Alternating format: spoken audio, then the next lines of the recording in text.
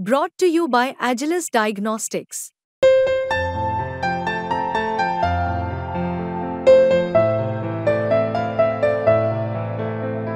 Agilus Diagnostics. आज लोकसभेत अर्थसंकल्प सादर झाला. अनेक लोकांना या अर्थसंकल्पाकडनं प्रचंड अपेक्षा होत्या. निर्मला सीतारमण यांनी 7व्यांदा हा अर्थसंकल्प सादर केलाय. खरं तर अर्थसंकल्प म्हटलं की त्यामध्ये मिडल क्लास व्यक्तींना काय मिळणार आहे हा पहिला प्रश्न असतो आणि दुसरा महत्त्वाचा प्रश्न असतो तो म्हणजे युवकांना काय मिळणार आहे. युवकांना आकर्षित करण्यासाठी यावेळेस एकूण 5 स्कीम आणल्या गेल्यात. या 5 स्कीममुळे साधारण 4 कोटी तरुणांना युवकांना त्याचा फायदा होणार आहे आणि यासाठी साधारण 2 लाख कोटी रुपये देण्यात आलेत. आता या 5 ज्या स्कीम्स आहेत त्या नेमक्या काय आहेत ते आपण समजून घेऊयात. नमस्कार, मी देव्यानी आणि तुम्ही बघताय मुंबई तक. युवकांसाठी एकूण 5 स्कीम आणल्या गेल्या आहेत असं आपण म्हणू शकतो. याच्यामध्ये रोजगाराशी संबंधित 3 प्रमुख स्कीम्स आहेत. त्या कुठल्या आहेत ते एकदा आपण बघूयात. यामध्ये पहिल्यांदा नोकरी करणारे म्हणजे जे फर्स्ट टाइम जॉब करणार आहेत ते आहेत. दुसरे म्हणजे उत्पादन रोजगार निर्मिती आणि तिसरं म्हणजे कर्मचाऱ्यांना सहाय्य. आता या 3 योजना नेमक्या काय आहेत ते आधी आपण समजून घेऊयात आणि त्यानंतर युवकांसाठीच्या उरलेल्या 2 योजना ज्या आहेत त्या कुठल्या आहेत ते समजून घेऊयात. याच्यातली पहिली जी आहे ती फर्स्ट टाइम जे जॉब करतात किंवा जे पहिल्यांदाच नोकरीला लागलेत त्यांच्यासाठीची आहे. PM पॅकेजमध्ये ज्या योजना आहेत त्या योजना एम्प्लॉयमेंट लिंक्ड स्किलिंग याच्यावर आधारित आहेत. नोकरी करणाऱ्यांना प्रोत्साहन देण्यासाठी काही योजना आणल्यात. यामध्ये पहिली योजना ही फर्स्ट टाइमर्ससाठीची आहे, म्हणजे जे पहिल्यांदा फॉर्मल सेक्टरमध्ये काम करतायत त्यांच्यासाठी ही योजना आहे. फॉर्मल सेक्टर म्हणजे काय तर उत्पादन क्षेत्र असेल, मेडिकल असेल, शिक्षण क्षेत्र असेल, यामध्ये जे पहिल्यांदा नोकरी करतात किंवा जे पहिल्यांदा रुजू होत आहेत त्यांच्यासाठी म्हणून ही योजना आहे.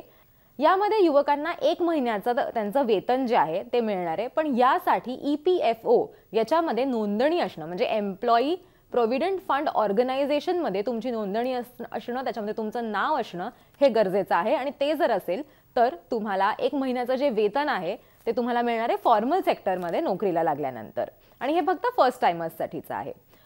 याच्यातली जी दुसरी स्कीम किंवा योजना आहे ती म्हणजे DBT द्वारे म्हणजे डायरेक्ट बेनिफिट ट्रान्सफर पद्धतीनं नोकरी करणाऱ्यांना 15,000 रुपये दिले जाणार आहेत. ज्यांचं वेतन हे दर महिन्याला 1 लाखापेक्षा कमी आहे, म्हणजे ज्यांची सॅलरी ही दर महिन्याला 1 लाखापेक्षा कमी आहे त्यांच्यासाठी ही तरतूद करण्यात आलेली आहे.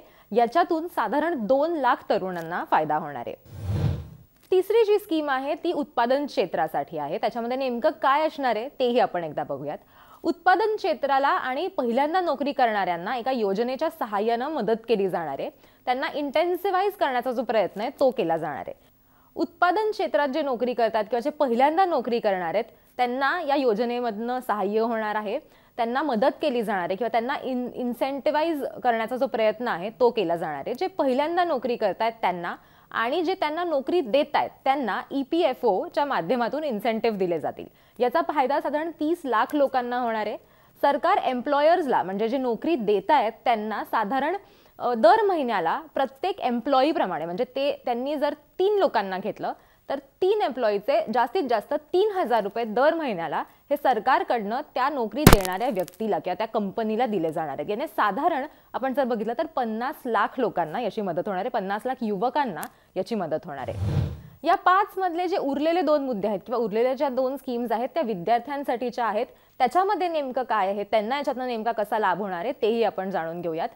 आपण जर बघितलं तर जे विद्यार्थी हे या कुठल्याच योजनेमध्ये बसत नाही किंवा सरकारच्या विविध योजना असतात आणि ज्या योजनांसाठी ते कुठल्याही योजनेसाठी पात्र ठरत नाहीत त्यांच्यासाठी 10 लाखांपर्यंतचं जे लोन आहे त्याच्यासाठी सरकारकडनं मदत केली जाणार आहे. दरवर्षी साधारण 1 लाख विद्यार्थ्यांना E-वाउचर्स दिले जाणार आहेत आणि त्याचबरोबर इंटरेस्टवरती 3% जी सूट आहे ती देखील दिली जाणार आहे.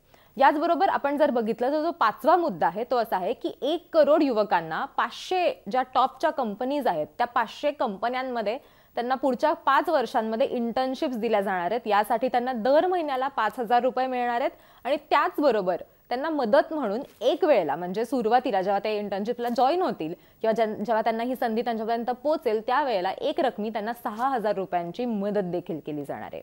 याचबरोबर आपण जर बघितलं तर सरकारनं असंही सांगितलेलं आहे की आम्ही 12 इंडस्ट्रियल पार्क्स जे आहेत ते सँक्शन झालेले आहेत national industrial corridor development programme याच्या अंतर्गत आणि साधारण 12 हे जे इंडस्ट्रियल पार्क्स आहेत ते उभे केले जाणार आहेत. म्हणजे जितकं जास्त एक्सपोजर असेल तितकं जास्त विद्यार्थ्यांना संधी आपल्याला मिळेल असं देखील आज सरकारनं बजेटमध्ये सांगितलेलं आहे. निर्मला सीतारामन यांनी हे बजेट सादर केलेलं होतं आणि त्यांनी त्यावेळेला ही जी माहिती आहे ती आपल्या सगळ्यांपर्यंत पोहोचवलेली होती. त्याचबरोबर आपण जर बघितलं तर आणखीन एक महत्त्वाचा मुद्दा जो या संपूर्ण बजेटमध्ये हायलाईट होऊन येतो तो मुद्दा असा आहे की या बजेटमध्ये युवकांसाठी आणि तरुणांसाठी बऱ्याचशा ज्या स्कीम्स आहेत, योजना आहेत, त्यांच्या घोषणा आज केल्या गेलेल्या होत्या. तुम्हाला या सगळ्याबद्दल काय वाटतं? या योजनांमुळे खरंच विद्यार्थ्यांना आणि तरुणांना फायदा होईल का? आम्हाला कमेंट सेक्शनमध्ये नक्की कळवा आणि बजेटच्या आणि इतर विषयांवरचे व्हिडिओज बघण्यासाठी मुंबई तकला सबस्क्राईब करा.